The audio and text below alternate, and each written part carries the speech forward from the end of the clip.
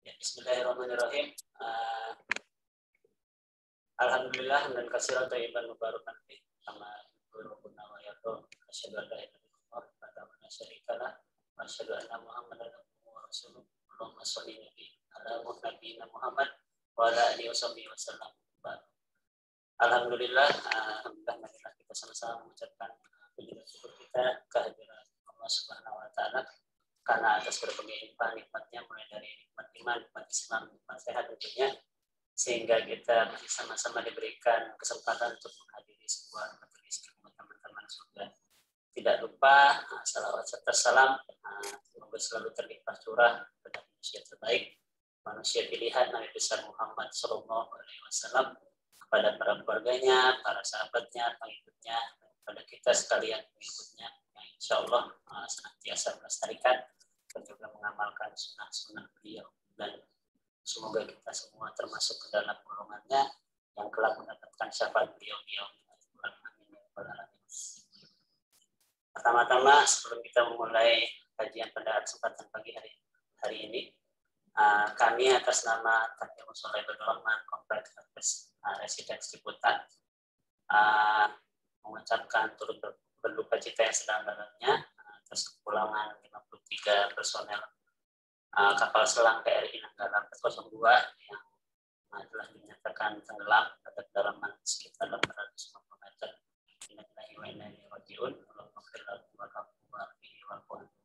Semoga Allah senantiasa memberikan tempat terbaik kepada keluarga yang ditinggalkan, agar senantiasa diberikan kekuatan dan kesabaran. Baik, sebelum kita mulai, pertama-tama kami atas nama Takmir Musholeh Rahman mengucapkan ahlan wa sahlan kepada Ustaz Abdul Ihsan Al-Ash'ari Hafizahullah atas kesediaannya untuk mengisi kajian online Ramadan kompleks kami atas Residen Ciputat. Semoga Allah senantiasa merahmati beliau dan juga beserta keluarga. Dan ini merupakan yang kedua kali alhamdulillah beliau sudah berkenan untuk mengisi kajian di kompleks kami di atas Residen Ciputat. Alhamdulillah akhirnya bisa kembali bertatap muka dengan beliau walaupun masih dalam keadaan virtual, dan semoga kita senantiasa tetap terus bersilaturahmi. Dan juga intinya kita mengucapkan terima kasih kepada para jamaah yang sudah berkenan hadir pada pagi-pagi. Kita senantiasa tetap mudah-mudahan insya Allah istiqomah dan terus bersemangat untuk terus menghadiri sebuah majelis ilmu dalam menuntut ilmu syar'i sebagai kewajiban kita sebagai umat Islam. Pada kesempatan hari ini, pagi ini kita coba akan membahas topik kajian Ramadan, tapi khusus untuk membahas perihal mengenai keluarga Islam. Itu topik yang akan dibahas nanti oleh Ustadz adalah bagaimana mendidik anak tanpa amarah. Ini mungkin agak menarik sekali topiknya, karena ya apalagi dengan kondisi pandemi dan lain sebagainya, ini orang tua butuh sekali ilmu dan mungkin sharing dari Ustadz nanti bagaimana mulai dari apa saja yang menjadi hal-hal yang harus kita perhatikan ya sebagai orang tua, dan bagaimana kita bisa menahan emosi dalam kondisi pandemi seperti ini. Gitu. Dalam setiap harinya kita berinteraksi dengan anak-anak, tentunya dengan berbagai hal, itu kita harus senantiasa tetap terus terjaga gitu ya. Bagaimana kita bisa mendidik mereka dengan tanpa amarah. Mungkin akan nanti Ustaz akan memberikan pemaparan dalam kajian kurang lebih 90 menit ke depan. Baik, sebelum kita mulai, ada beberapa ketentuan dalam kajian pagi hari ini. Diharapkan para jemaah agar mengikuti kajian dengan seksama dan mematikan audio selama kajian berlangsung, dan bagi akhwat agar dapat mematikan video selama kajian berlangsung.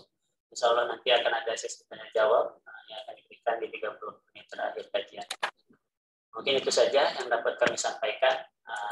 Tidak perlu berpanjang kalam. Marilah kita langsung menuju ke acara ini, yaitu tausiah yang disampaikan oleh Ustaz Abdul Ihsan. Mari kita sama-sama luruskan niat dan menyimak pemaparan langsung dari beliau. Terima kasih. Billahi taufiq wal hidayah. Assalamualaikum warahmatullahi wabarakatuh. Fadhil Ustaz. Ya. Assalamualaikum warahmatullahi wabarakatuh. Alhamdulillah. Nahmaduhu wa nasta'inuhu wa nastaghfiruh.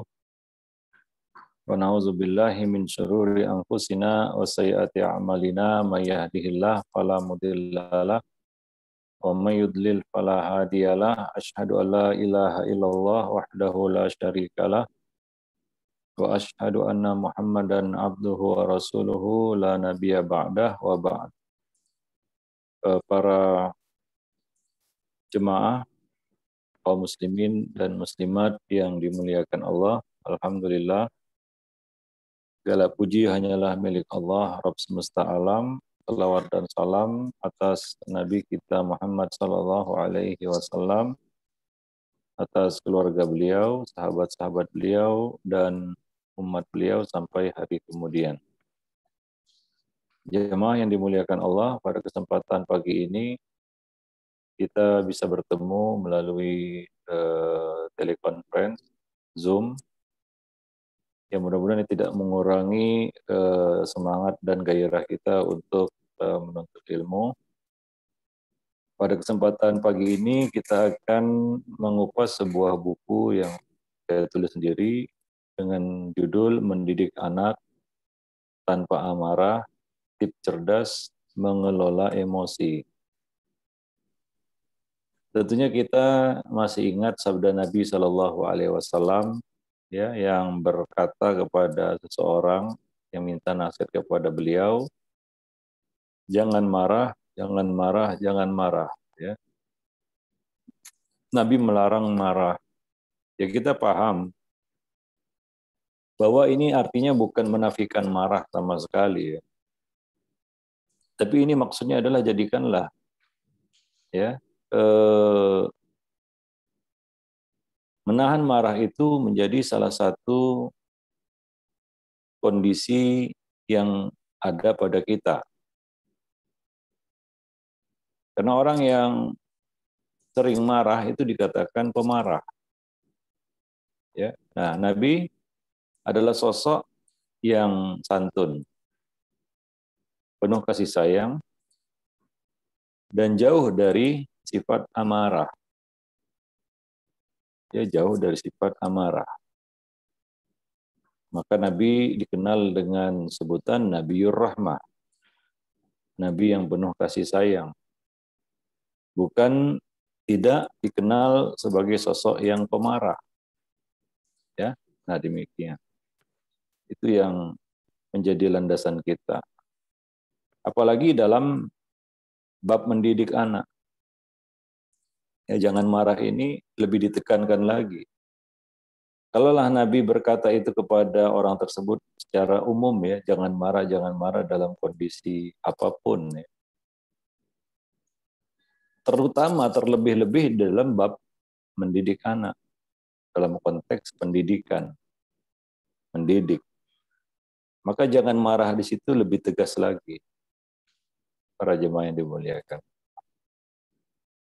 Seperti yang kita sebutkan di halaman 15, ada bukunya, ya, bukunya seperti ini.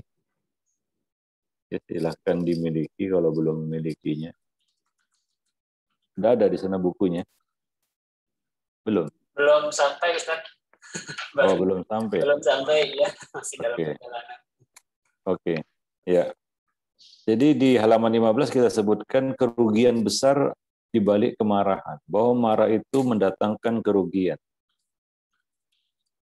Salah satunya adalah marah itu adalah bentuk kezaliman terhadap diri sendiri. Merugikan diri sendiri marah itu. Ya. Merugikan diri sendiri. Bentuk kezaliman terhadap diri sendiri.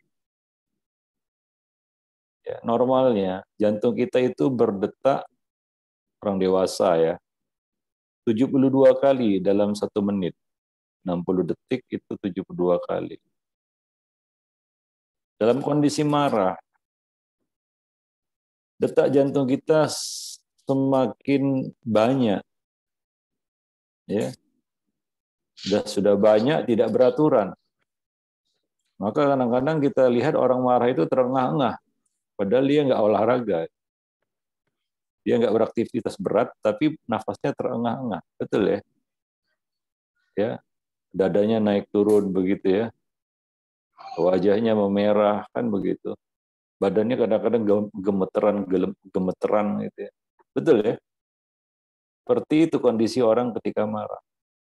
Karena denyut jantungnya berdetak kencang, lebih kencang daripada biasanya. Ya, jantungnya bekerja lebih keras ketika kita marah. Maka ada orang yang menemui ajalnya ketika marah. Betul ya?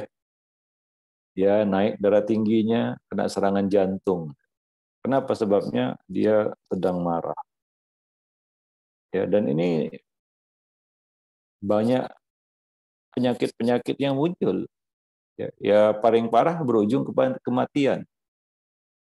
Yang jelas kalau punya diabetes, itu naik gula darah. Salah satu penyebab naiknya gula darah itu ya marah. Maka orang yang kena diabetes, kalau ada yang kena diabetes di sini ya redakanlah amarah. Tahan diri untuk tidak marah. Ya, naik langsung itu diabetes itu. Gula darahnya naik. Jadi rugi gitu. Ya. Bagi kesehatan kita sendiri itu merugikan marah. Maka benar Nabi berkata jangan marah. Ya, kita tahu ya, dalam menghadapi anak itu kadang-kadang terpancing emosi kita. Tapi coba tahan. Ya, marah tidak menyelesaikan masalah. Bahkan menjadikan masalah seperti benang kusut. Ya. Nah, jadi marah itu bukan solusi. Nah, para jemaah yang dimuliakan Allah. Wallahu a'lam bishawab. Kemudian marah itu, di samping itu bentuk kezaliman kepada diri sendiri, marah itu juga membuat setan mendekat dan malaikat menjauh. Ya, maka ketika kita marah, yang hadir di telinga kita itu bisikan setan. Ya, yang buruk-buruk itu masuk ke telinga kita. Ya, nggak ada orang dapat inspirasi baik waktu marah itu. Yang dapat bisikan-bisikan buruk, mau buat begini, buat begitu ya. Kata-kata ini, kata-kata itu keluar sesuatu yang tidak diniatkan. Ya, itu terjadi ketika marah. Buktinya apa? Selesai marah dia nyesal. Dia menyesal. Kenapa saya tadi kata begitu? Kenapa saya tadi buat begitu? Karena marah. Ya, karena yang datang ke telinga kita itu bisikan setan. Ya, dalam satu kisah disebutkan ya bahwa ada seorang laki-laki yang mencaci Abu Bakar radhiyallahu anhu. Sementara Nabi duduk di samping Abu Bakar. Nabi takjub dan tersenyum melihat kesabaran seorang Abu Bakar. Abu Bakar tidak membalas. Namun laki-laki itu terus-menerus melontarkan cacian yang lebih banyak lagi. Ya, maka apa yang terjadi? Ketika orang itu terus mencaci maki Abu Bakar membalas sebagian ucapannya itu. Maka Nabi pun pergi. Abu Bakar mengejar Nabi dan bertanya, kenapa pergi? Maka Nabi mengatakan, innahu kana malakun yaruddu anka. Tadi ketika kamu diam, tidak balas, memilih sabar, ada malaikat yang senantiasa membelamu. Falamma radatta ba'da qawlihi, falamma radatta alaihi ba'da qawlihi, waqa'a syaitan. Ketika kamu balas itu, ya, sebagian dari ucapannya, datanglah setan. Setan yang datang. Falam akun ya aku udah ma'as syaitan, dan aku gak mau duduk bersama syaitan, kata Nabi Shallallahu Alaihi Wasallam. Coba perhatikan di sini. Ya, ketika Abu Bakar As-Siddiq kehilangan kesabaran, ya, marah dan membalas, apa yang terjadi? malaikat pergi, setan datang. Ya, setan yang datang.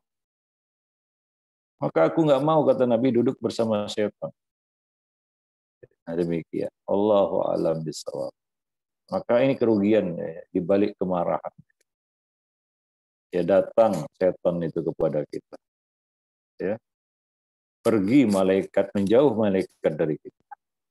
Ya, malaikat rahmat maksudnya, malaikat-malaikat ya dikatakan wa'izullah, penasihat Allah yang Allah kirim kepada orang-orang yang beriman, muslim. Itu pergi menjauh karena setan mendekat. Di samping itu kemarahan juga dapat mendatangkan malapetaka di dunia. Coba lihat orang marah, terutama marah sama anak. Ya, kadang-kadang terlontar ucapan-ucapan yang buruk, doa-doa yang buruk. Waktu marah kita kadang-kadang saking emosinya kita katakan, wah dasar anak nakal. Padahal anak sendiri. Ya. Bahkan kalau dia berturutkan marahnya itu, ya bisa sampai kepada tindak aniaya. Ya, dia pukul anaknya. Berapa banyak yang kita kata kasus-kasus penganiayaan terhadap anak-anak. Itu pelakunya para orang tua melakukan itu semua ketika marah. Silakan survei sendiri. Kasus-kasus penganiayaan terhadap anak, ya, itu dilakukan orang tua ketika mereka apa? Marah. Ya, jadi mendatangkan malapetaka di dunia itu. Sekarang ini, kalau dilaporkan, walaupun itu anak sendiri, itu bisa masuk penjara. Betul ya? Iya. Karena dianggap KDRT, kekerasan dalam rumah tangga. Ya. Nah, itu terjadi karena marah. Itu ruginya. Kemudian, di samping itu kemarahan juga dapat mendatangkan malapetaka di akhirat. Kadang-kadang vonis-vonis yang keliru, salah alamat kita lontarkan ketika kita marah. Kita katakanlah ya ini dan itu, ya. Ketika marah, dan itu semua kan tercatat apa yang diucapkan. Tidak ada satupun kata-kata yang terlontar, melainkan ditulis malaikat-malaikat yang mencatat. Ya, dan marah itu, ketika kita marah, hati-hati, semua ucapan kita ditulis. Tumpah serapah, kutuk mengutuk, kan begitu ya. Kofar kafir, bodak badik, posak fasik, ponas ponis. Itu terjadi ketika marah. Nah, itu akan kita tuai nanti akibatnya di akhirat.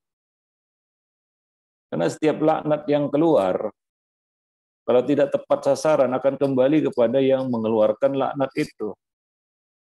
Begitu kata Nabi SAW. Dia akan mencari sasarannya. Kalau ternyata salah sasaran, hati-hati kembali kepada kita, menerkam kita sendiri. Maka ada ungkapan yang mengatakan mulutmu harimaumu. Dan kondisi yang paling tidak bisa mengendalikan lisan adalah waktu marah.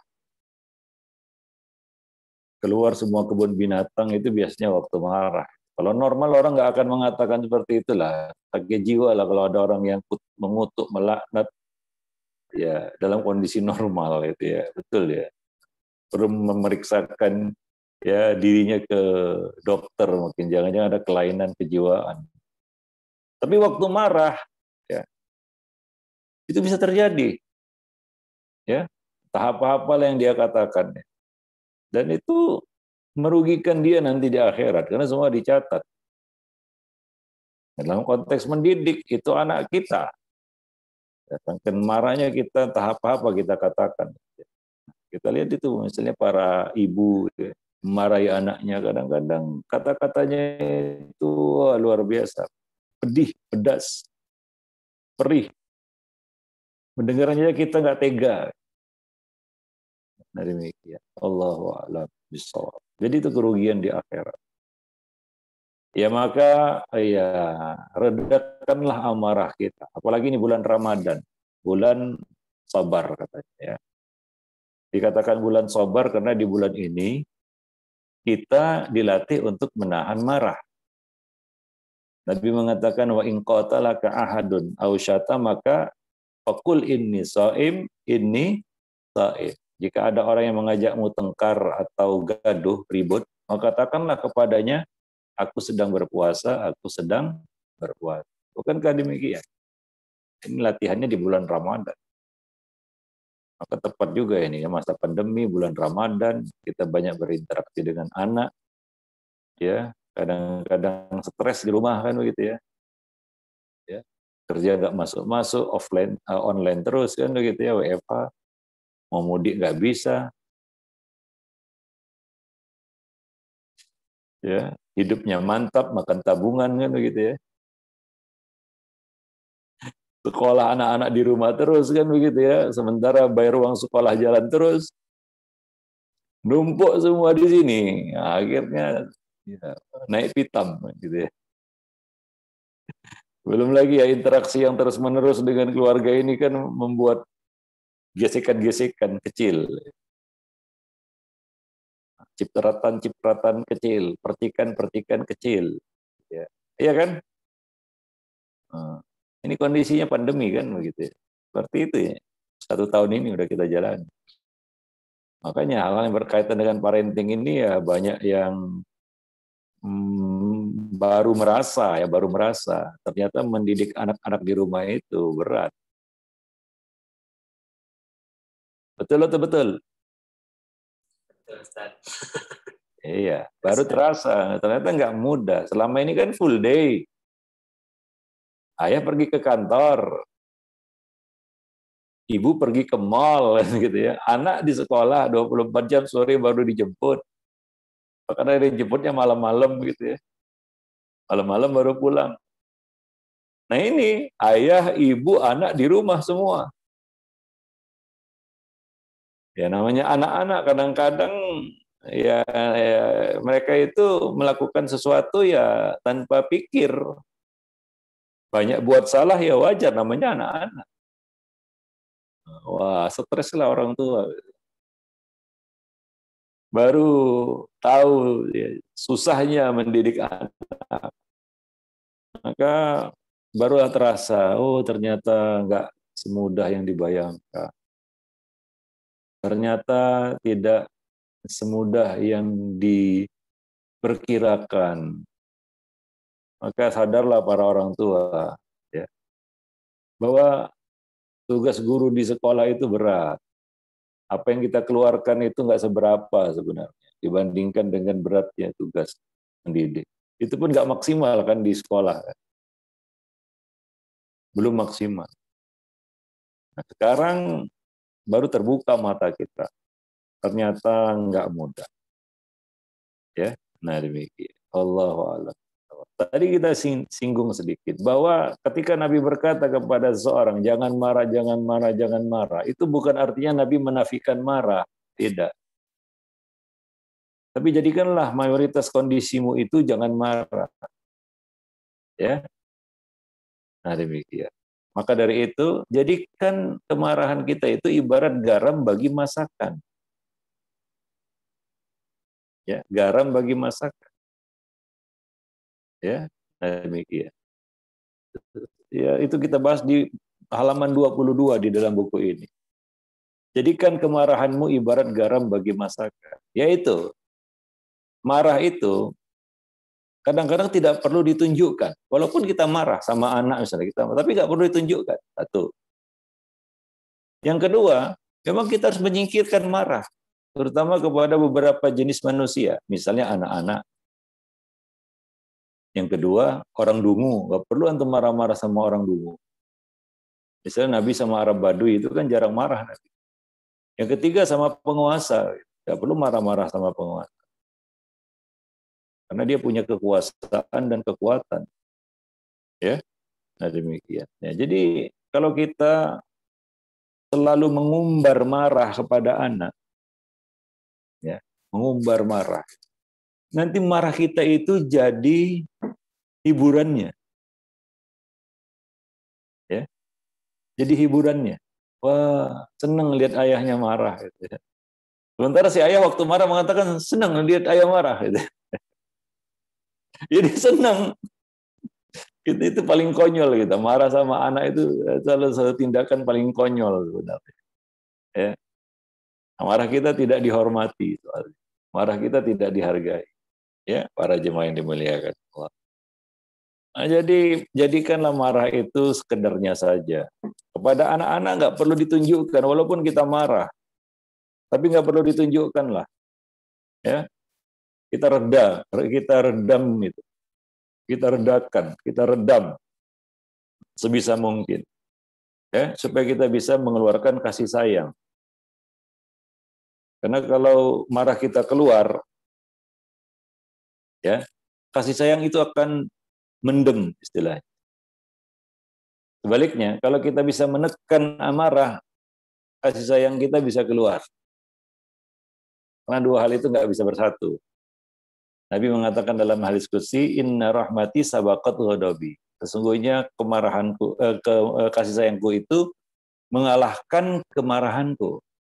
Itu dua hal nggak bisa satu. Dengan menekan amarah, kita bisa menampilkan kasih sayang. Sebaliknya, ketika kita menunjukkan kemarahan, kasih sayang itu juga akan tiarap. Ya.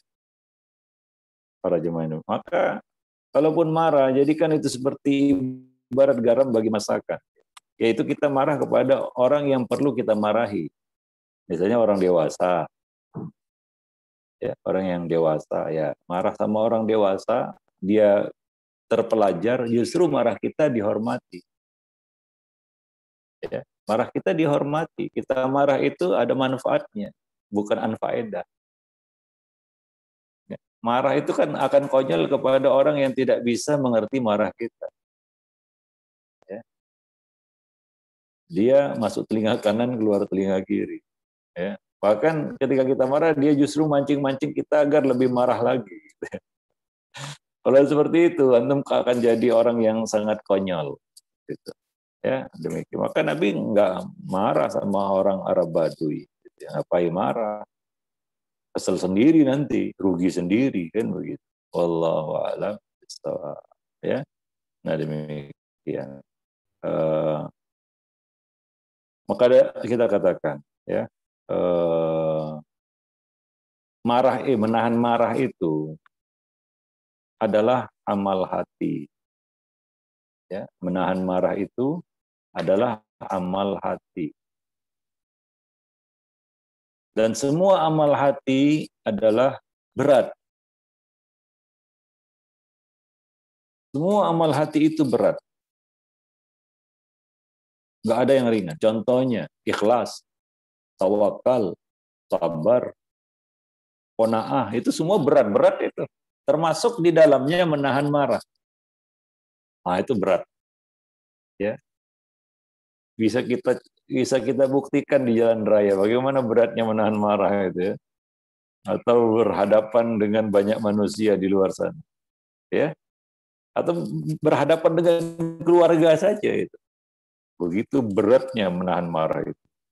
Maka dapat kita rasakan ketika kita menahan marah, apa yang sesak itu, yang apa namanya? Di sini ya. Aduh, gimana ya, sabar-sabar kan gitu ya. Karena makanya kalau mau menahan marah itu kan yang dilus-lus dada itu, bukan kepala. Itu. Sabar. Itu memang berat, malah hati yang berat. Ya, para jemaah yang dimuliakan Allah. Nah, maka di bab berikutnya, ya, di poin berikutnya, halaman 32 di buku ini, kita menjelaskan tentang hati, bahwa kehidupan hati adalah kunci. Kalau hatinya sempit, nggak akan bisa dia menahan marah. Sudah. Makanya antum kalau lagi stres, panik, kalap, gundah, gusar, mudah marah, bukan dari demikian. Ya contohnya lah, antum Kadang-kadang marah di rumah itu tanpa alasan. Alasannya hanya karena ya hati kita lagi kusut menghadapi masalah-masalah di luar rumah. Betul kan? Nah, para ayah itu. Sampai rumah marah-marah. Kenapa? Kejebak macet tadi berjam-jam. Sampai di rumah marah. Kenapa? Hati. Hati. Atau lagi dimarahi atasan tadi di kantor. Pulang ke rumah yang jadi sasaran marah siapa? Anak istri. Kadang-kadang marah tanpa sebab. Betul ya? Pernah dilakukan itu? Iya. Kenapa itu bisa terjadi? Karena kondisi hati. Ya, kondisi hati yang sedang kotor, kondisi hati yang sedang labil, ya, yang sedang ya kita katakan tidak stabil, itu yang membuat kita nggak bisa menahan emosi. Maka hati itu perlu kita beningkan. Ya, ketika hati itu bening, bersih, tenang, itu lebih mudah untuk melakukan amal ini, yaitu menahan marah. Para jemaah yang dimuliakan Allah. Maka berkaitan dengan hati ya. Berkaitan dengan hati itu saya sebutkan di halaman 39. Silakan nanti baca bukunya di halaman 39. Ada 4 perkara berkaitan dengan hati.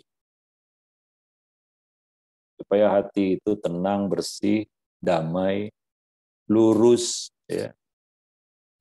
Ada 4. Yang pertama, hati itu sama sebenarnya seperti jasmani. Bahkan dia panglima bagi jasmani kita, jasad kita. Artinya, kalau jasmani perlu makan, gizi, hati juga perlu makanan dan gizi. Maka perhatikan gizi bagi hati. Nabi mengatakan, ini hati menentukan. Jika baik, kata Nabi, baik semua. Jika buruk, maka buruk semua. Betul ya? Itulah hati. Ya, itulah hati. Maka yang pertama, agar hati tetap hidup, bersinar, cemerlang, terang, ya, tenang. Yang pertama, berikan gizi yang cukup bagi hati kita. Makanannya apa Ustadz? Nasi kebuli? Enggak. Makanan hati bukan itu makanan jasmani. Makanan hati itu adalah ilmu. Maka jangan jauh-jauh dari ilmu. Ya, jangan jauh-jauh dari ilmu. Nasihat itu bagian dari ilmu. Biasakan hati itu mendengarkan nasihat. Lembut lunak dia mendengarkan nasihat. Lembut hati kita. Ya, nah, hidup sehat hati kita. Kenapa? Karena gizinya cukup. Maka moto muslim itu tiada hari tanpa ilmu. Tiap hari kita memberikan makan bagi hati kita. Doa kita baca setiap subuh apa? Allahumma inni as'aluka ilman nafi'. Ya Allah, berikanlah aku ilmu yang bermanfaat. Itu makanan hati. Ya. Nah, sentuhlah hati itu dengan nasihat.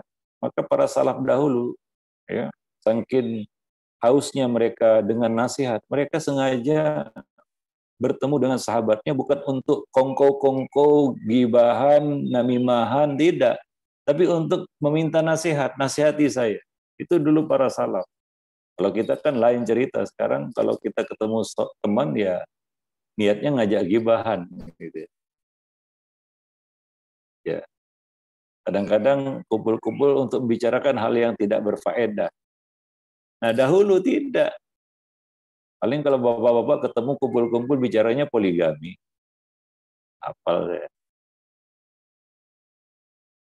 Itu kita, itu betapa, coba lihat ya, betapa menjadi kusam, suram, kelam hati kita. Nggak terisi dengan ilmu, nasihat. Kalau kita kumpul-kumpul, ketemu teman-teman, bicaranya kadang-kadang nggak ada faedah.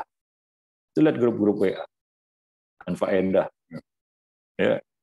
Dulu salaf ketemu temannya itu untuk minta nasihat.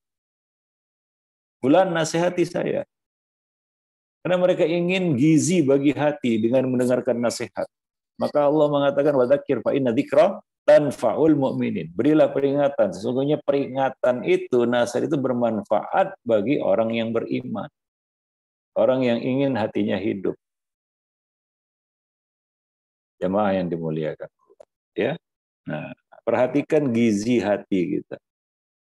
Jangan biarkan kurus, kering, kerontang, cungkring, krempeng. Badan aja yang gemuk. Otot aja yang keluar, nonjol keluar. Tapi hati gersang. Ya, nah demikian. Itu yang pertama. Yang kedua, hati juga perlu latihan. Bugar. Ada istilah sehat, tapi juga bugar. Kenapa? Karena latihan. Badan itu juga ada pepatah mengatakan Allah bisa karena biasa. Betul ya? Ya. Kenapa petinju itu kuat pukulannya? Kenapa? Karena latihan terus. Mukul terus tiap hari, latihan dia. Oh, latihan. Itu pukulannya keras. Ya. Kenapa dia tahan pukul? Karena latihan, dipukul-pukul terus hingga dia jadi kebal kan gitu ya. Betul nggak? Artinya perlu latihan itu, nggak bisa ya tanpa latihan dia naik ring mati dia. Pukul orang kan gitu ya.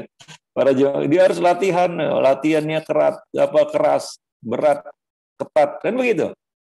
Hati juga sama, hati juga perlu latihan. Namanya riyadhah.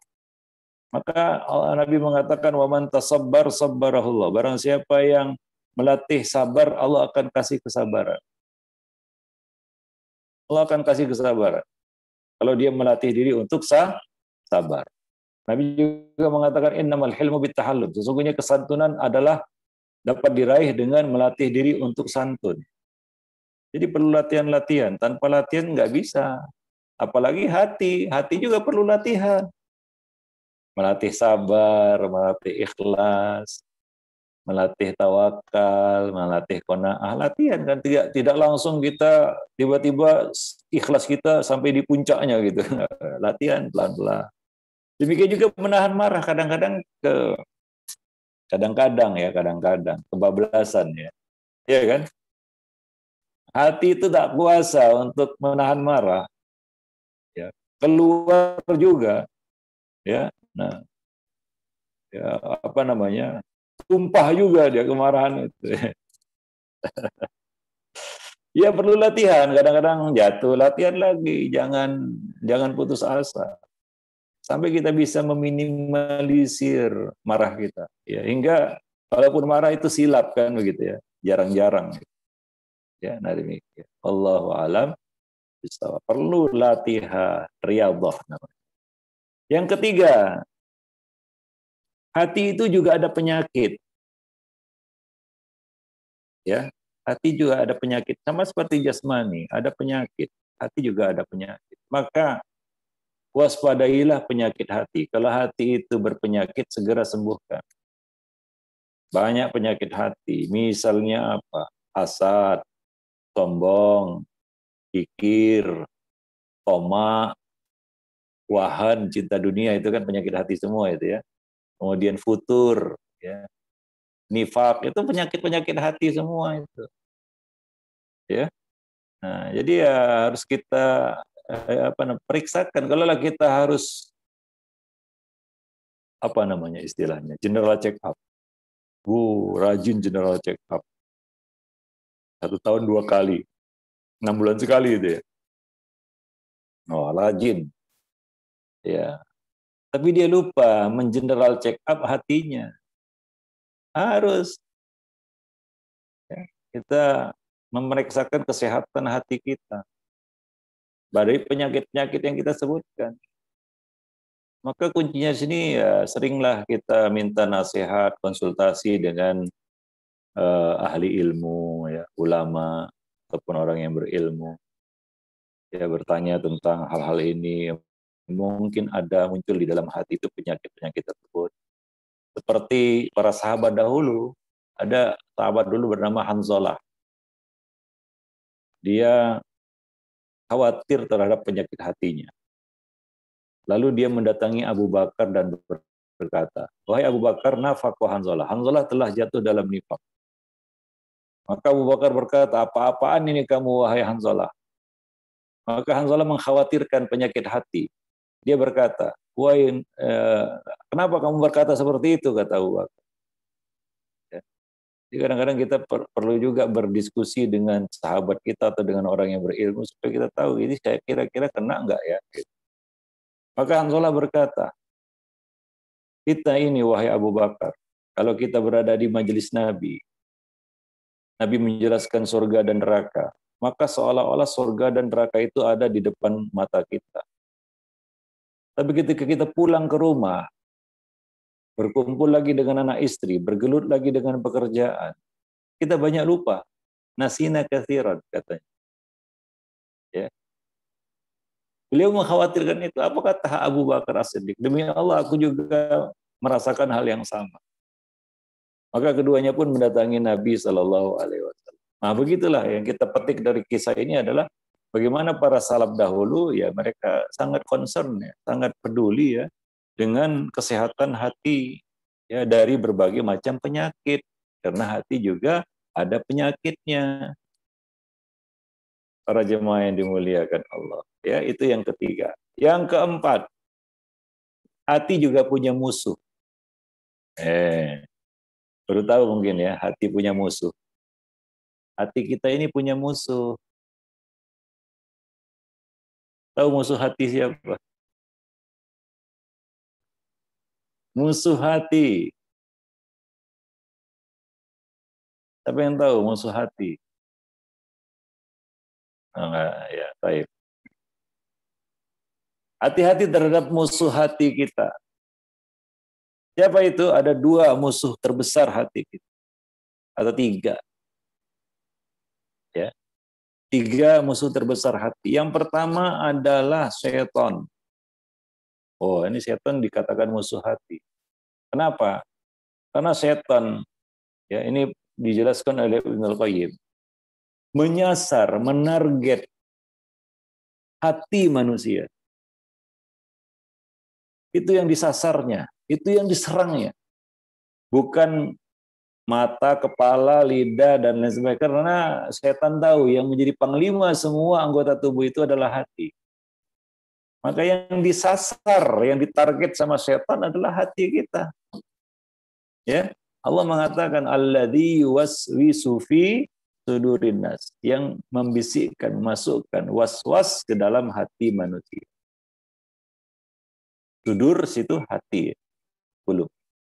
Ini musuh hati. Ya.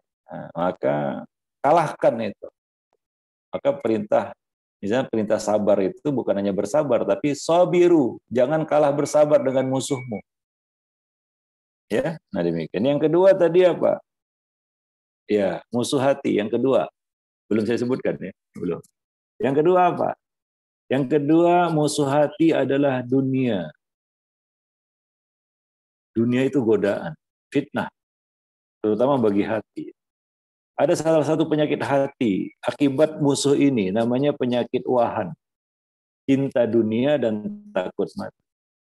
Kita kan kalau sudah penyakit cinta dunia ini menguasai hati, menyerang hati, maka hati tidak lagi bisa membedakan mana yang baik dan mana yang buruk. Yang buruk terpandang baik, yang baik terpandang buruk. Maka dunia membuat orang gelap mata. Itu yang dikhawatirkan Nabi atas umat ini. Bukan kefakiran, bukan. Tapi dibentangkan kepada kamu dunia. Lalu kamu berlomba-lomba mengejarnya. Sebagaimana umat-umat terdahulu. Lalu kamu binasa sebagaimana mereka binasa. Kata Nabi SAW. Ini musuh hati yang kedua. Yaitu dunia. Hati-hati dengan godaan dunia. Ya. Nah, demikian. Ya, fitnah dunia, fitnah wanita itu adalah fitnah yang besar. Ya. Maka ada yang menyebutkan ya, hati-hati dengan 3 ta. Apa itu 3 ta? Harta, tahta, wanita. Maka wanita kalau keluar itu istasyrafah syaitan. Ya, dia akan diintai oleh syaitan. Kenapa? Syaitan ingin menggunakannya untuk merusak hati-hati yang lemah. Ini musuh hati. Yang ketiga adalah lingkungan dan pergaulan. Nah, ini pergaulan ini juga hati-hati ya. Ya karena kebiasaan yang buruk, hal-hal yang buruk itu menular sangat cepat, lebih cepat daripada penularan corona. Iya. Nah, itu semua dari lingkungan dan pergaulan. Ini musuh bagi hati. Maka kita dilarang mendengar syubhat, duduk bermajelis dengan ahli bid'ah. Itu untuk menyelamatkan hati.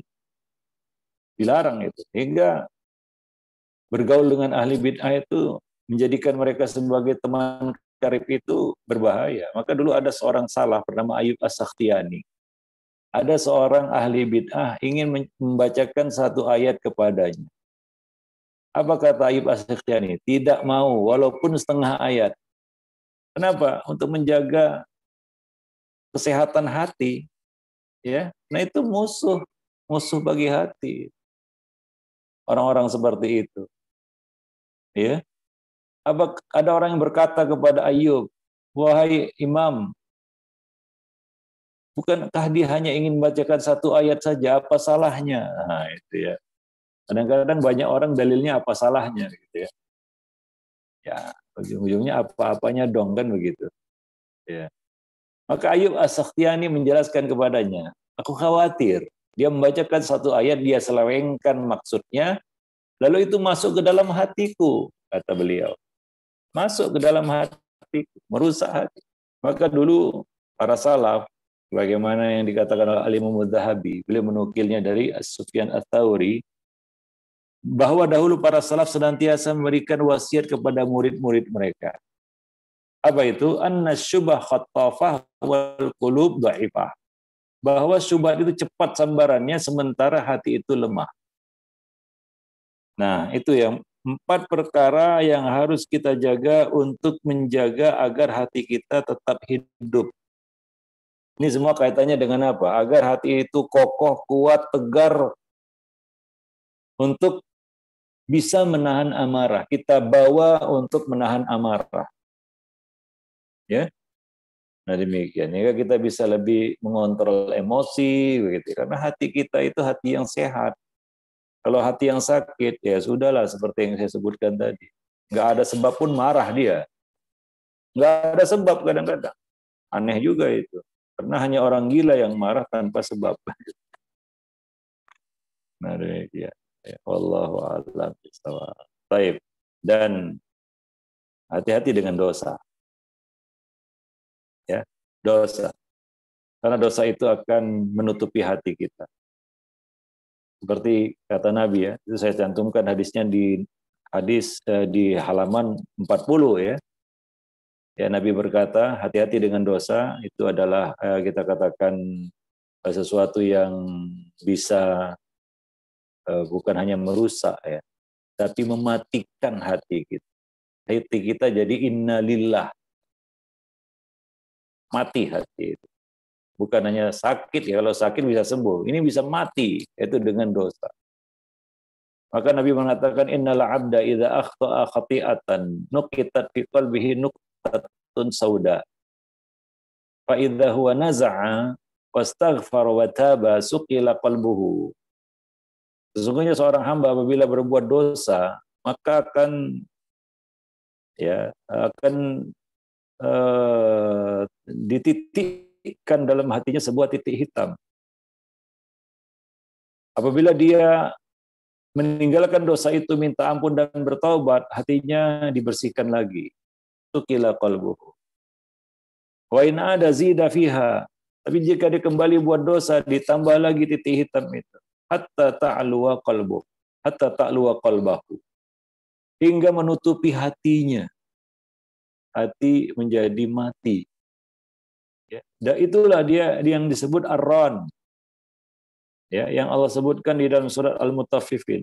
Bal rana ala qulubihim ma kanu yaksib. Kali-kali tidak. Sebenarnya dosa yang mereka lakukan itu telah menutupi hati mereka. Ya, dosa yang mereka kerjakan itu telah menutupi hati mereka.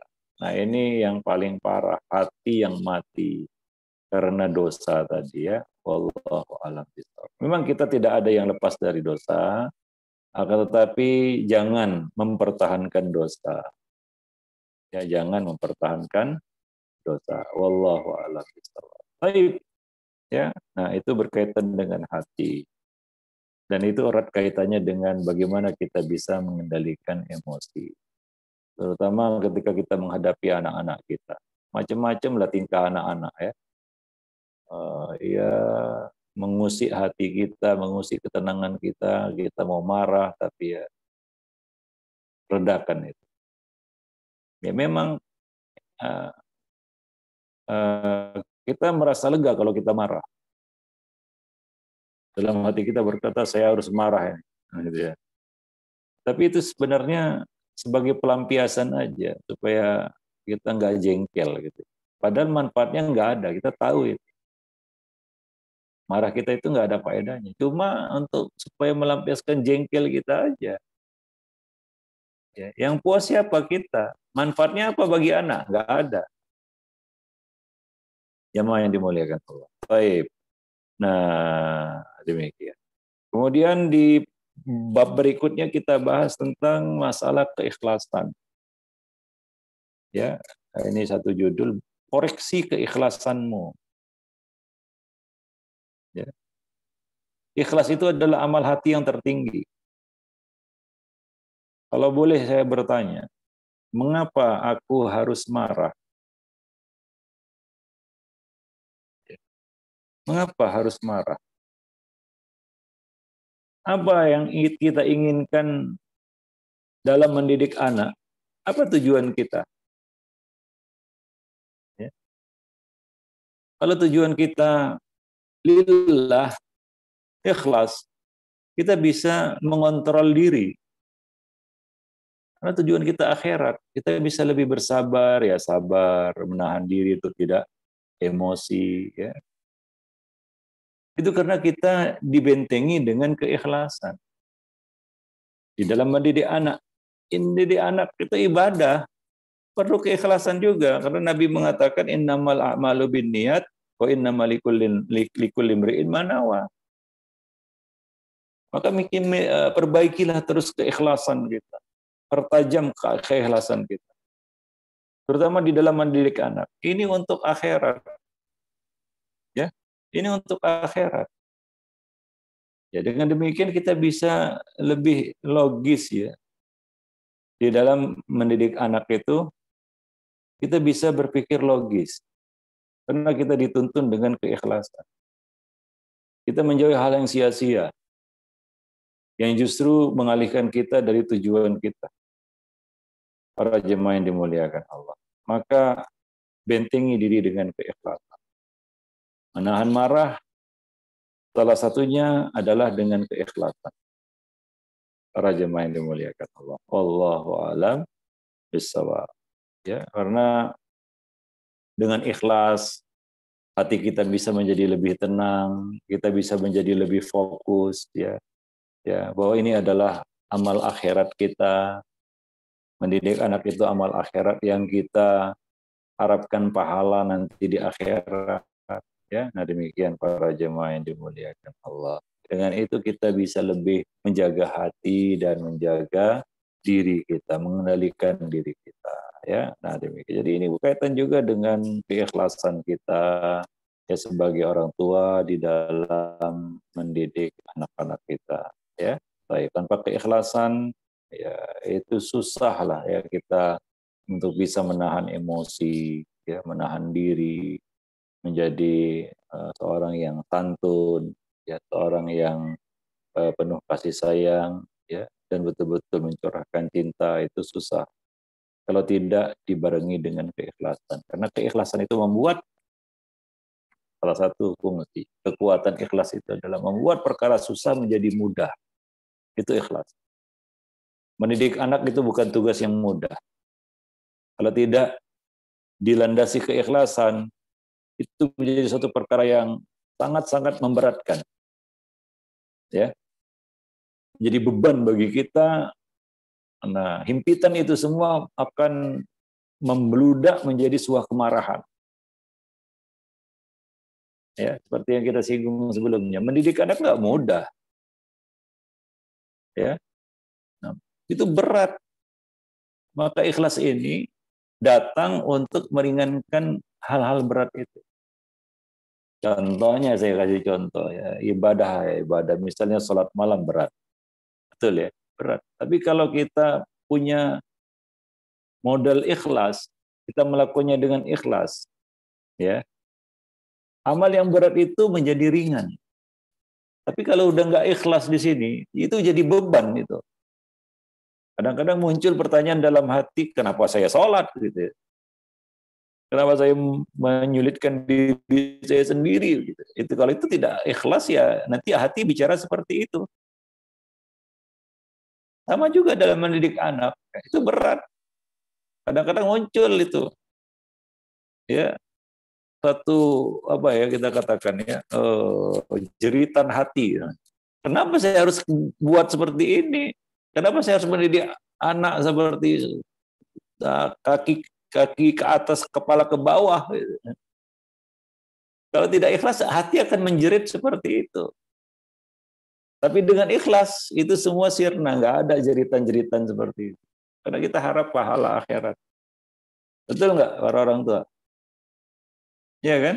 Ya, maka salah satu faedah, khasiat keikhlasan itu adalah menjadikan ya, tugas-tugas yang berat menjadi ringan. Ibadah-ibadah yang berat menjadi ringan. Perkara-perkara yang berat menjadi ringan. Kalau nggak ikhlas, semuanya jadi berat. Amal yang ringan pun jadi berat tanpa keikhlasan. Ya, nah demikian. Wallahu a'lam. Jadi ingat surga. Ya, itulah tujuan kita dari mendidik anak. Ya, kita lebih bisa fokus gitu ya. Nah demikian. Kita bisa lebih sabar dan sabar itu adalah pintu gerbang kebaikan-kebaikan. Termasuk menahan marah itu pintu gerbangnya sabar. Kalau pintu gerbang ini tidak terbuka, itu pintu lainnya ya seperti menahan amarah itu nggak akan terbuka juga. Pintu gerbangnya itu sabar. Ya, kalau pintu gerbang ini nggak terbuka, pintu lain nggak terbuka juga. Bisa dipahami? Iya, maka Nabi mengatakan innaman nasr ma'as sabar. Sesungguhnya kemenangan itu bersama kesabaran. Ya. Kemenangan itu bersama kesabaran. Artinya kemenangan hanya bisa diraih setelah kita melewati pintu sabar. Kalau kita belum melewati pintu sabar, kemenangan itu masih jauh. Ya, nah demikian. Wallahu a'lam bishawab. Saya ada nulis buku, sedang nulis buku yang berjudul Yang Anda Perlukan Hanyalah Bersabar. Ya, nah demikian. Allahu a'lam. Termasuk konsistensi di dalam mendidik anak, ya, ya, di dalam menahan amarah. Itu ya kuncinya sabar ini, ya.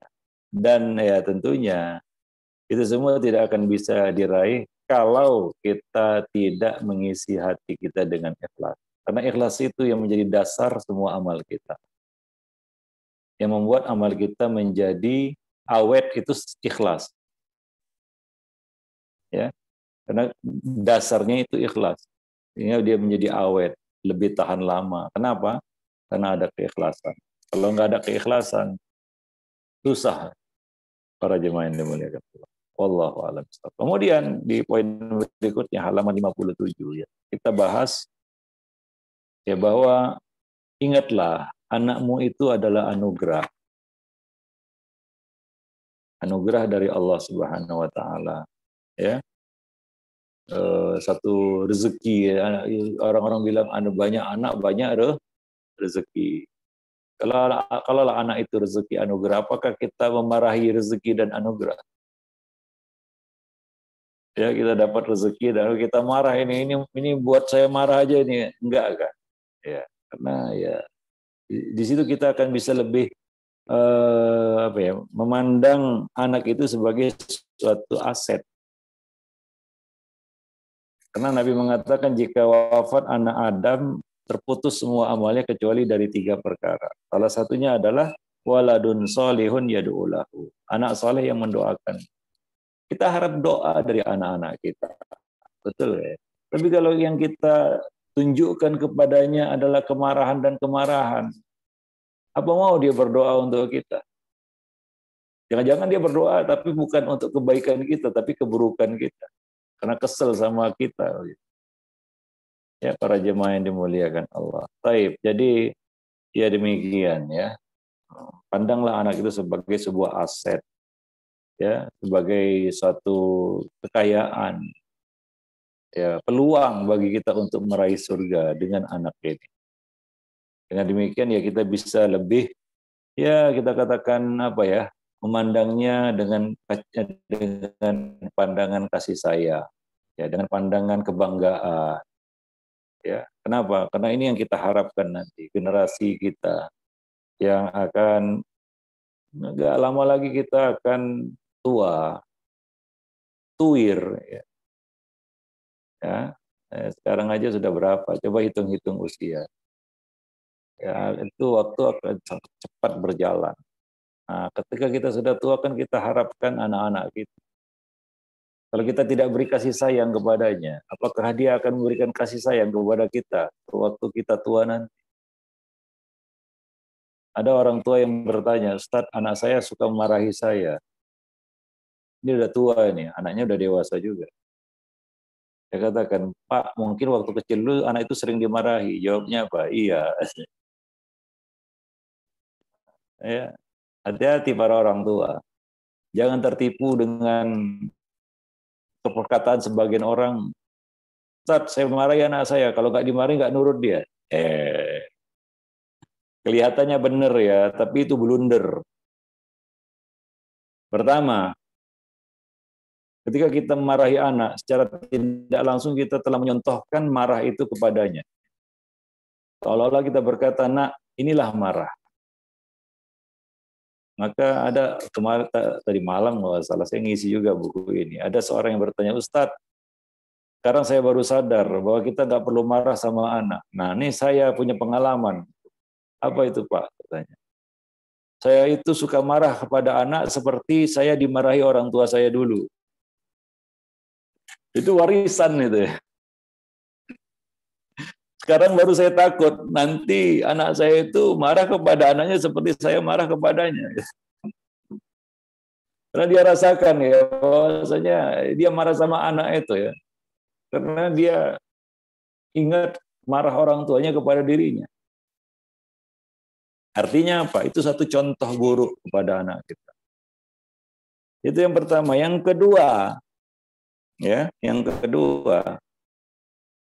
orang tua yang mengatakan, wah Ustadz, kalau nggak dimarahi nggak nurut dia, saya marahi nurut dia. Yang kedua, bahayanya adalah marah kita itu dijadikan ukuran oleh anak kita.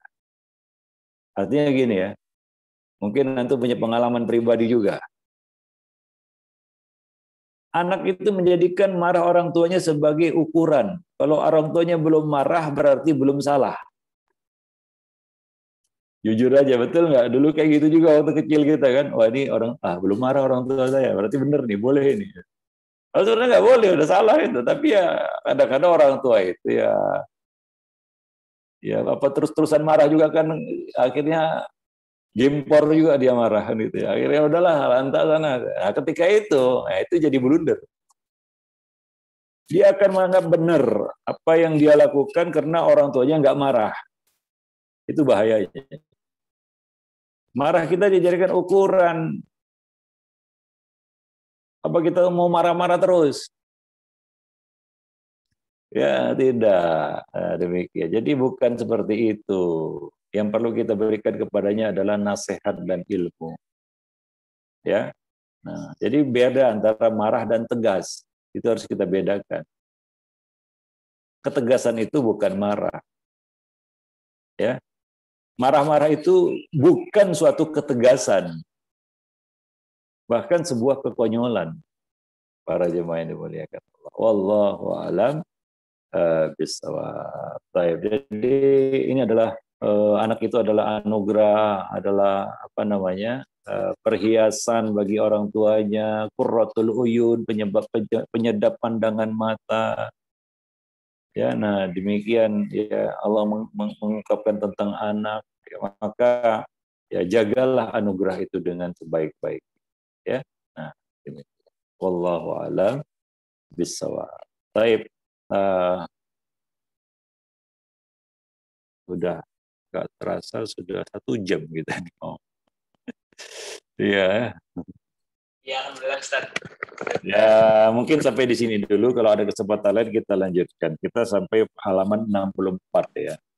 Judul yang ke-64 saya bahas sebatas inilah kadar manusia. Artinya ya kita perlu berikhtiar terus, mengerahkan usaha yang terbaik dalam bab pendidikan yang mendidik anak ini ya. Nah, cuma kadang-kadang ada kadar manusia itu ya. Nah, baik. Kita katakan hal-hal yang berkaitan dengan diri sebenarnya. Karena marah itu adalah problem diri kita, manusia yang punya hawa nafsu, ada kadar manusia itu ya.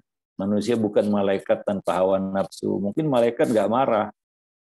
Kenapa? Karena malaikat itu adalah hamba yang tunduk sama Allah. Kalau kita kan nggak ada hawa nafsu, maka marah itu problem diri sebenarnya.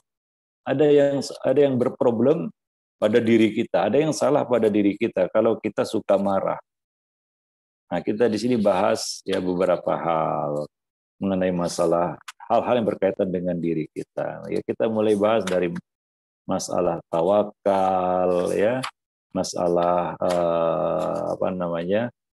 bagaimana kita qanaah ya, bagaimana kita bisa menerima kenyataan, iman kepada takdir ya, dan lain-lain yang kita bahas. Supaya kita tahu ya, marah itu sebenarnya adalah masalah diri kita dengan diri kita sendiri. Ya, orang lain buat kita marah ya memanglah.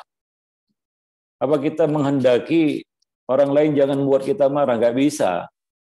Karena Allah mengatakan, wa ja'alna ba'dakum li ba'din fitnatan atasbirun. Kami jadikan sebagian kamu menjadi fitnah, ujian bagi sebagian yang lainnya. Untuk apa? Untuk menguji kamu apa kamu bersabar. Ya. Apakah kamu bersabar? Jadi apa logikanya ya, saya kasih satu logika. Apa yang kita inginkan sebenarnya? Apa yang kita maui? Apakah kita mau orang-orang itu jangan buat kita marah? Make sense itu? Saya tanya dulu kepada jemaah sendiri. Apakah kita yang kita mau itu orang-orang yang ada di sekitar kita itu jangan membuat kita marah? Make sense itu? Masuk akal? Tidak. Ya. Supaya saya jangan marah, maka orang-orang yang ada sekitar jangan buat saya marah. Nggak bisa. Ya. Walaupun orang-orang lain itu adalah budak kita, atau hamba kita, atau rakyat kita, atau anak kita, atau bawahan kita. Apa kita mau? Ya. Orang-orang itu jangan membuat saya marah. Nggak bisa itu, nggak mungkin. Itu hil yang mustahil. Ya. Supaya kita jangan marah, orang-orang jangan buat kita marah. Itu suatu yang tidak mungkin, tidak masuk akal. Ya. Jadi artinya apa? Marah itu adalah masalah diri kita dengan diri kita sendiri. Saya yang harus bisa mengendalikan marah. Bukan orang lain, jangan buat saya marah. Paham? Nah demikian. Jadi ketika kita marah, antum harus tahu itu masalah kita dengan diri kita sendiri. Ya, ada sesuatu yang salah dengan diri saya. Wallahu a'lam bishawab. Baik, mungkin sampai di sini dulu ya. Udah 1 jam lebih kita. Baik, barakallahu fiik Ustaz.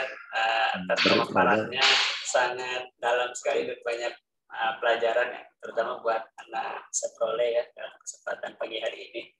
Ada beberapa yang saya coba samarikan Ustaz dari tausiah yang Ustaz sampaikan. Yaitu pada pertama, yaitu marah itu pada dasarnya adalah bisikan dari setan. Sebagaimana contoh kisah Abu Bakar pada saat beliau kehilangan kesabaran, marah dan membalas, pada saat itu malaikat langsung pergi gitu dan setan pun datang. Jadi Rasulullah bilang tadi waktu diam kalau coba untuk memilih sabar ada senantiasa malaikat yang membela gitu. Tapi kalau kita balas datanglah setan dan aku nggak mau duduk bersama setan itu kata Rasulullah gitu ya. Dan yang kedua, marah itu membawa malapetaka di dunia, terutama dalam aplikasi terhadap anak, bisa menjerumuskan kita orang tua kepada tindak aniaya gitu ya, pukul anak, menghardik dan lain sebagainya. Dan kita juga harus hati-hati bahwa marah itu semua ucapan kita ditulis gitu, itu semua dicatat. Yeah. Setiap laknat, kalau kata Rasulullah, setiap laknat yang keluar apabila tidak tepat sasaran akan kembali menerkam diri kita sendiri, atau dalam ininya mulut harimau gitu ya, kurang lebih seperti itu. Maka redakanlah amarah kita karena ini adalah momentum yang tepat sebagai mana bulan Ramadan yaitu adalah bulan sabar. Jika ada orang yang mengajakmu berdebat, bertengkar, maka katakanlah kepadanya aku sedang berpuasa. Maka jangan marah, jangan marah, jangan marah, jangan marah, jangan marah diulang-ulang. Ini bukan artinya kita menafikan marah saja. Tapi jadikanlah marah kita itu ibarat sebagai masakan gitu ya, sebagai garam bagi masakan. Jadi tidak perlu ditunjukkan, tidak perlu marah-marah kepada orang tua, kepada penguasa dan lain sebagainya gitu ya. Jadi yang harus dihati-hatikan juga adalah kalau kita sering marah, jadi hiburan malah jadi buat anak gitu ya, ya. Jadi kita nanti tidak dihormati, tidak dihargai dan lain sebagainya. Maka kepada anak-anak itu tidak perlu ditunjukkan lah marah itu agar bisa diredam, agar bisa mengeluarkan yang namanya kasih sayang gitu ya. Dalam hadis qudsi disebutkan sesungguhnya kasih sayang itu mengalahkan kemarahanku gitu ya. Menahan marah itu adalah amalan hati dan semua amalan hati itu adalah berat. Contohnya sebagaimana ikhlas, tawakal, qanaah, semuanya dan termasuk di dalamnya adalah menahan marah gitu. Dan ada 4 hal yang berkaitan, 4 perkara yang berkaitan dengan hati. Hati itu yang pertama, hati itu sama dengan seperti jasmani. Sebagaimana panglima bagi jasad kita, maka kita juga perlu makanan dan asupan atau gizi yang baik gitu ya. Maka perhatikanlah gizi bagi hati gitu. Jika buruk, maka akan buruk hati kita, buruk juga jasad kita semuanya gitu ya, ya. Makanan hati itu apa? Makanan hati itu adalah ilmu gitu. Maka janganlah kita jauh-jauh dari yang namanya ilmu. Dan salah satu bagian dari ilmu adalah nasihat gitu. So, para salaf sering mengajak para sahabat yang lebih berilmu agar memberikan nasihat agar senantiasa melembutkan hati kita gitu ya, ya. Dan yang kedua adalah perkara kedua, hati itu juga perlu latihan atau riadoh agar senantiasa tetap bugar gitu ya. Sebenarnya kalau atlet itu ada training campnya gitu ya, setiap latihan. Dan yang ketiga adalah hati itu juga ada penyakit sama seperti jasmani, maka waspadailah penyakit hati. Apabila kita menemukan penyakit dalam hati kita sebagaimana hasad, sombong, pikir, dan lain sebagainya gitu ya, futur, nifaq dan sebagainya, maka kita juga perlu general check up gitu. General check up itu nggak perlu hanya untuk jasmani tapi juga perlu buat hati kita gitu, yaitu caranya dengan konsultasi kepada orang berilmu, kepada para ulama dan lain sebagainya. Dan perkara yang keempat adalah hati juga punya musuh gitu ya. Ada 3 musuh terbesar. Yang pertama adalah setan, karena setan senantiasa menyasar atau menarget hati manusia, yaitu hati adalah panglima atau panglima seluruh anggota tubuh. Janganlah kalah bersabar gitu ya, kita jangan sampai kalah bersabar dengan musuh kita. Dan yang kedua adalah dunia, wan atau cinta dunia dan takut mati. Dan yang ketiga adalah lingkungan dan pergaulan. Jadi hal-hal yang buruk itu cepat menular pada prinsipnya. Dan juga sahabat Rasulullah Ayub As-Satikiani ya, mohon dikoreksi, tidak mau duduk dengan ahli syubhat atau ahli bid'ah karena agar senantiasa bisa menjaga kesehatan hati gitu, karena beliau bilang aku khawatir jika dia membaca satu ayat dia menyelewengkannya, aku khawatir itu masuk dalam hatiku. Jadi syubhat itu cepat sekali sebarannya sementara hati itu lemah. Dan hati-hati yang terakhir adalah dengan dosa, karena dosa itu dapat menutupi atau merusak atau malah bisa mematikan hati kita gitu. Sesungguhnya apabila seorang hamba berbuat dosa, maka dititikkan di dalam hatinya sebuah titik hitam. Apabila dia meminta ampun dan bertobat, hatinya dibersihkan kembali. Gitu. Yang terakhir untuk perihal keikhlasan, keikhlasan itu adalah amal hati yang tertinggi. Oleh karena itu kita harus selalu melandaskan bahwa bagaimana kita mendidik anak itu ikhlas gitu ya, bahwa ini adalah amal akhirat kita, dan juga mudah-mudahan dengan keikhlasan itu membuat semua perkara itu yang terasa sulit jadi mudah gitu. Dan yang berikutnya adalah kita harus selalu ingat bahwa anak itu adalah anugerah atau rezeki dari Allah Subhanahu wa taala dan qurratul ayun atau penyebab penyejuk pandangan mata gitu ya. maka senantiasa kita tidak mungkin memarahi anugerah atau rezeki yang diberikan Allah kepada kita ya. Dan kita harus senantiasa ingat apabila manusia atau anak Adam meninggal dunia, maka terputuslah segala amalannya kecuali 3 perkara, yaitu sedekah jariah, ilmu bermanfaat, dan terakhir adalah anak yang soleh, mendoakan kedua orang tua. Jadi itu saja Ustadz yang saya coba sampaikan dari kajian pada kesempatan pagi hari ini. Afwan Ustadz, masih ada waktu untuk pertanyaan mungkin dari jemaah atau bagaimana? Ya, mungkin silakan, ada waktu mungkin lebih kurang 15 menit ya. Oh, baik, Ustaz. Baik, sudah ada yang bertanya ini Ustaz. Silakan. Ini ayah anda saya kebetulan. Silakan ayah yang mau bertanya bisa langsung mematikan mikrofonnya atau bisa menulis langsung. Silakan ayah, tafadhol.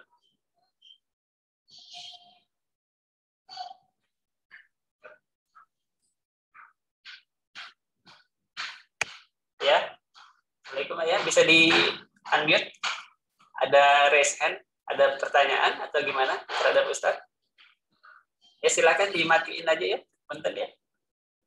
Bisa dimatikan langsung.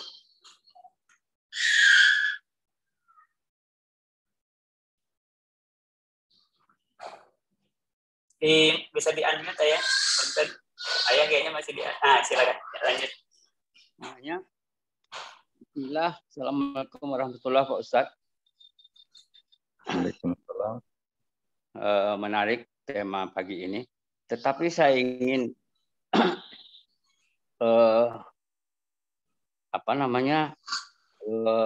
sedikit beda. Jadi artinya kita dalam mendidik anak tentu rasanya tidak mungkin steril daripada marah. Jadi artinya tidak akan pernah tidak marah sama sekali. Tetapi kalau menurut pendapat saya mungkin marahnya itu marah yang proporsional. Marah proporsional artinya kalau kesalahan atau kekeliruan kecil tentu marahnya juga kecil. Kalau kesalahannya sedang, marahnya sedang, dan seterusnya. Nah, jadi dalam hal ini saya kira marah itu mungkin masih tetap ada, tetapi dalam dalam bentuk yang proporsional. Nah, misalnya tentu tidak mungkin kesalahan kecil langsung marahnya habis-habisan, tidak. Dan kesalahan besar juga tidak mungkin kita biarkan saja. Nah, jadi itu barangkali Pak Ustaz. Mohon silakan Pak Ustaz. Terima kasih. Assalamualaikum warahmatullahi wabarakatuh. Apa Ustaz, silakan. Ya, ini buku Mendidik Anak Tanpa Amarah. Ya, ini anak ya, anak. Yang kita maksud dengan anak di sini adalah ya anak-anak basuta, misalnya bawah 10 tahun. Karena di atas 10 tahun itu masuk kategori remaja, awal remaja, pertengahan remaja sampai dewasa ya. Itu masuk kategori remaja. Kita ada menulis buku juga tentang remaja ya. Jadi di sini anak-anak bawah 10 tahun. Ya, dari mana pemisahan seperti ini? Ini dari Nabi. Nabi mengklasifikasikan umur anak. Ada di bawah 10 tahun, di atas 10 tahun. Dasarnya hadis Nabi, muru auladakum bis sholati fi sab'in. Suruh anak kamu sholat di usia 7 tahun. Dan pukullah dia kalau tidak mau sholat di usia berapa? 10 tahun. Jadi 10 tahun ke bawah itu jangan dihukum. Ini nama istilahnya basuta, bawah 10 tahun. Nah, buku ini disasar kepada mereka, anak ya, artinya anak di bawah 10 tahun. Ya, yang memang nggak boleh dihukum. Di atas 10 tahun itu namanya remaja, bukan anak-anak lagi. Dia sudah remaja. Ya, dia sudah mendekati dewasa, sudah balik, sudah semakin sempurna nalarnya dan lain sebagainya.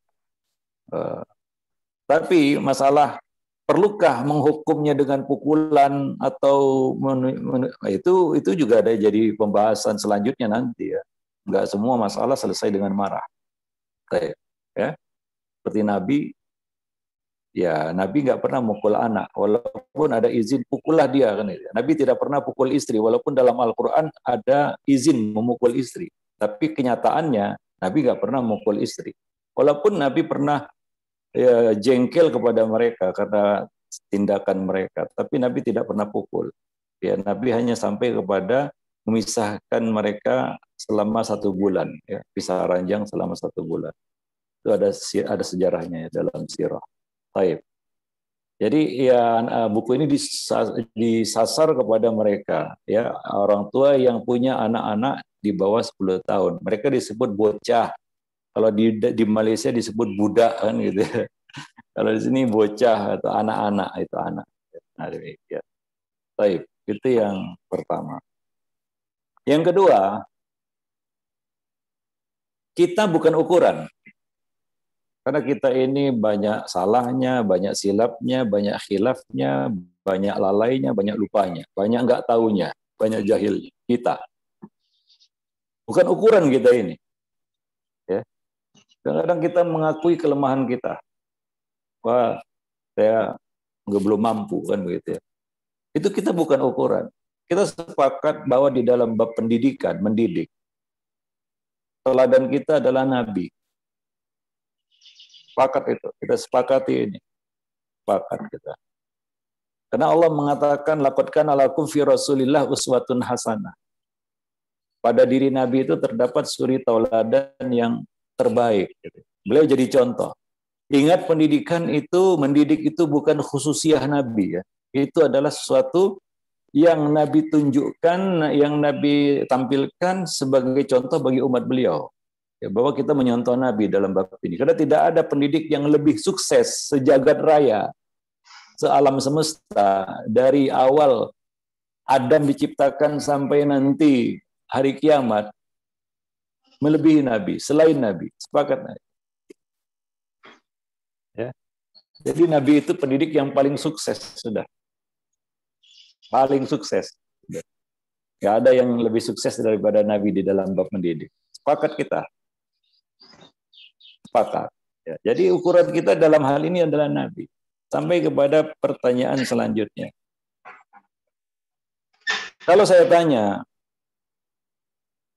pernahkah Nabi itu memarahi seorang anak atau marah-marah kepada seorang anak? Satu riwayat saja yang sahih, bahwa kita dapati Nabi itu marah-marah kepada seorang anak atau memarahi seorang anak. Kalau ada, saya ganti judul buku ini.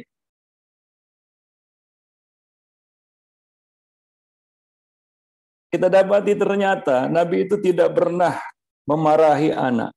Anak buat salah ya. Kadang-kadang salahnya konyol. Ya, namanya anak-anak. Ini kita bicara bawah 10 tahun ya. Anak-anak. Kadang-kadang anak-anak buat salah itu suatu hal yang bisa dimaklumi. Kadang-kadang kesalahannya konyol. Tapi coba lihat bagaimana muamalah Nabi kepada anak-anak. Bagaimana Nabi berinteraksi kepada anak-anak. Ternyata Nabi tidak pernah marah kepada anak-anak. Saya kasih beberapa contoh. Ya, ada beberapa contoh yang saya ingin sampaikan. Memang nggak ada di buku ini, tapi ini menjadi dasar bagi kita. Kenapa kita ya jadikan ini sebagai judul buku gitu. Memang sebagian orang, wah Ustaz, nggak mungkin itu ya. Kalau ukurannya kita memang kayaknya nggak mungkin gitu. Tapi kalau kita jadikan Nabi sebagai standarisasinya, itulah yang harusnya kita lakukan. Tapi kita memang bukan Nabi ya. Tapi ya begitulah yang seharusnya sebenarnya. Satu contoh, ketika Nabi makan bersama anak tiri beliau yang bernama Umar bin Abi Salamah. Ini anaknya Abu Salamah. Makan bersama Nabi satu hidangan. Namanya anak-anak, dia ngambil sana, ngambil sini, gitu ya. Anak-anak. Salah itu salah. Itu di depan Nabi.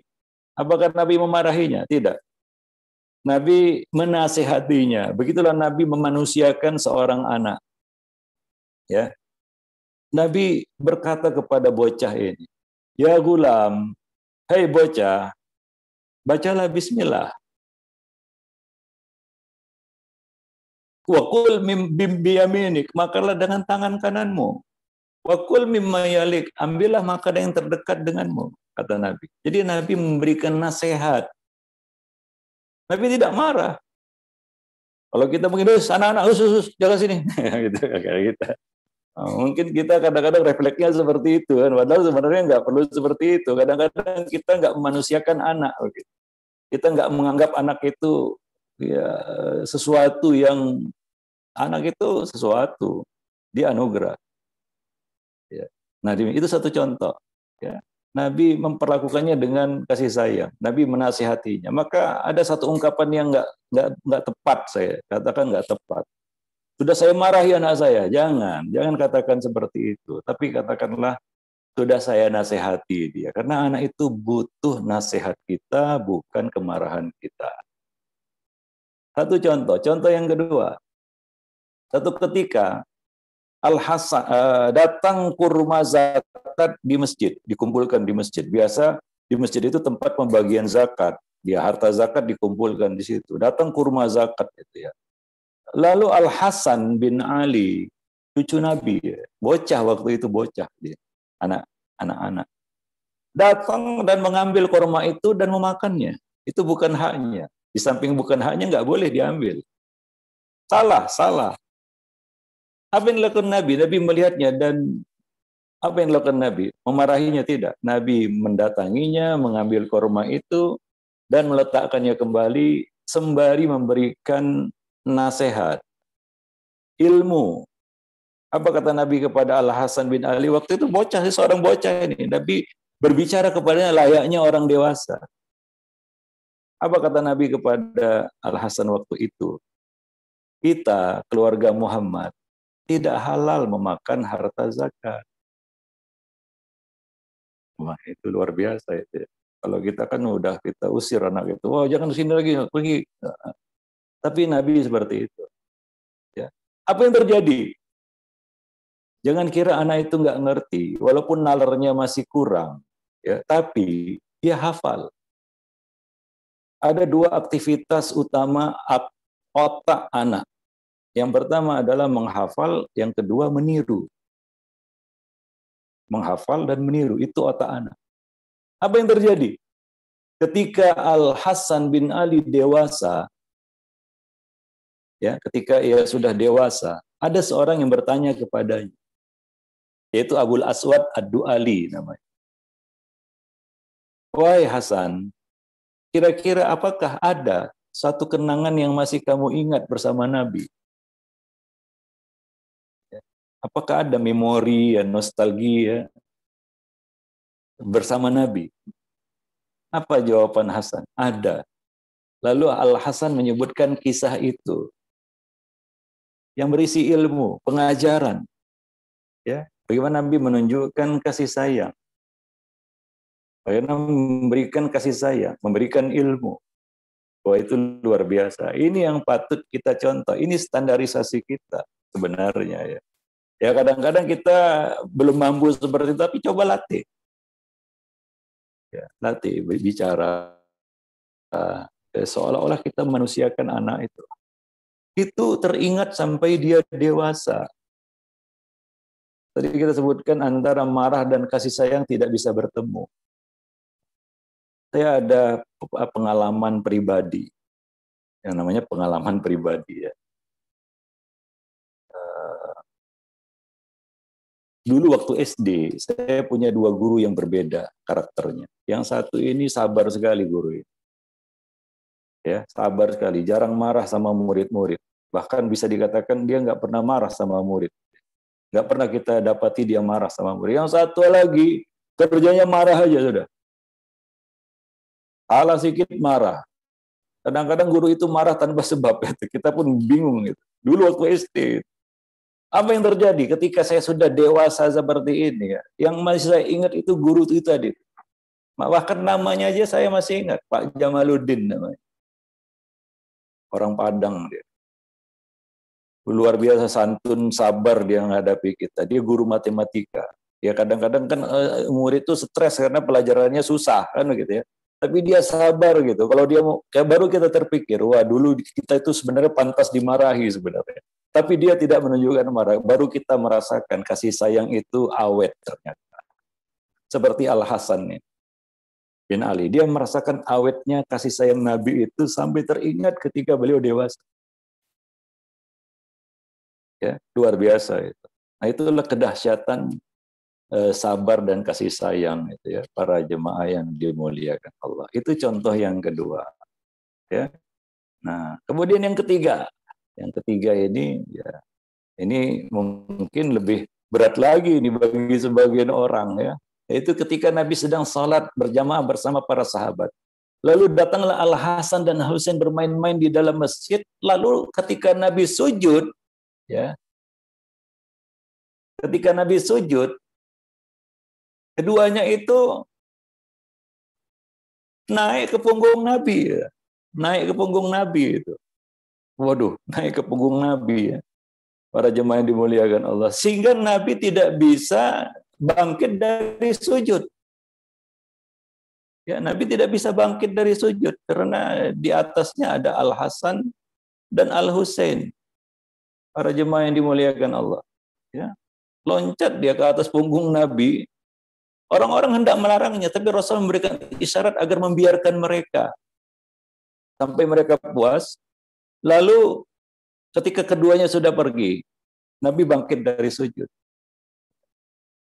Usai salat, apa yang terjadi? Usai salat, apa yang terjadi? Apakah Nabi memarahi anak-anak itu? Anak-anak jangan ke masjid lagi, pergi sana. Enggak. Atau memarahi? Tidak. Nabi menggendong keduanya dan meletakkan keduanya di atas pangkuan beliau dan berkata, "Man ahabbani falyuhibba hadaini." Hadisnya sahih, riwayat Ibnu Khuzaimah dalam sahihnya.